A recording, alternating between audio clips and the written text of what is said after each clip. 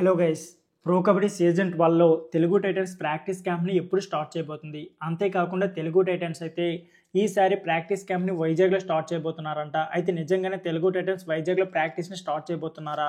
అసలు దానికి రీజన్స్ ఏంటి? అంతేకాకుండా ఆసిఫ్ మాలిక్కి ఈసారి ఇంజరీ జరిగింది. అతనైతే ప్రో కబడ్డీ సీజన్ 12 ఆడతాడో లేదని కొన్ని రూమర్స్ ఉన్నాయి. అదేవిధంగా బెంగాల్ వారియర్స్ యొక్క ప్రాక్టీస్ మ్యాచ్కి సంబంధించి కొన్ని రూమర్స్ వచ్చాయి. వీటన్నిటి గురించి ఈ వీడియోలో క్లియర్గా మాట్లాడుకుందాం.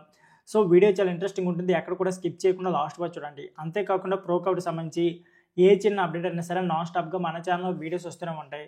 సో ఆ వీడియోస్ మిస్ కాకుండా ఉండాలి అనుకుంటే మాత్రం మన ఎల్ఫై స్పోర్ట్స్ ఛానల్ని సబ్స్క్రైబ్ చేయడం మర్చిపోకండి. అయితే మన వీడియోకి వ్యూస్ బాగానే వస్తున్నాయి కానీ లైక్స్ అయితే రావడం లేదు. సో వీడియో చూస్తున్న ప్రతి ఒక్కరు కూడా వీడియోకి అయితే లైక్ చేయడం మర్చిపోకండి.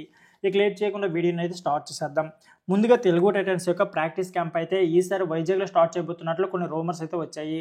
రూమర్స్ కాదు, ఆల్మోస్ట్ ఈసారి తెలుగు టైటన్స్ నుంచి ఖచ్చితంగా వైజాగ్లో అయితే ప్రాక్టీస్ క్యాంప్ని స్టార్ట్ చేయబోతున్నారు.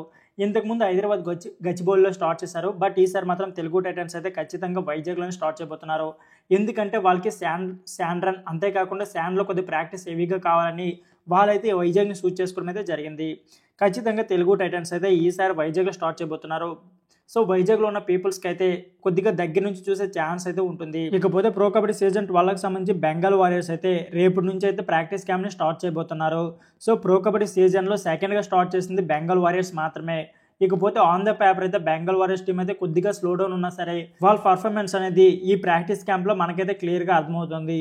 ఇకపోతే దబాంగ్ ఢిల్లీ కేసుకు సంబంధించి ఆసిఫ్ మాలిక్కి లోకల్ టోర్నమెంట్లో ఇంజరీ జరగడం అయితే జరిగింది. సో అతనైతే అందుబాటులో ఉంటాడో లేదండి ఇంకా క్లారిటీ అయితే లేదు. సో ఖచ్చితంగా దబాంగ్ ఢిల్లీ కేసు యొక్క ప్రాక్టీస్ క్యాంప్లోనే మనకైతే క్లియర్గా అర్థమవుతుంది. ఇకపోతే ఆసిఫ్ మాలిక్ ఖచ్చితంగా దబాంగ్ ఢిల్లీ టీంలో అయితే ఉండాల్సిందే. ఇకపోతే ప్రో కబడ్డీ సీజన్ 12కి సంబంధించి ఈ క్రేజీ అప్డేట్లు అయితే ఈ వీడియోలో మాట్లాడుకున్నాం. నెక్స్ట్ వీడియో మరికొన్ని ఇంట్రెస్టింగ్ వీడియోస్ అయితే మాట్లాడుకుందాం. Thank you for watching.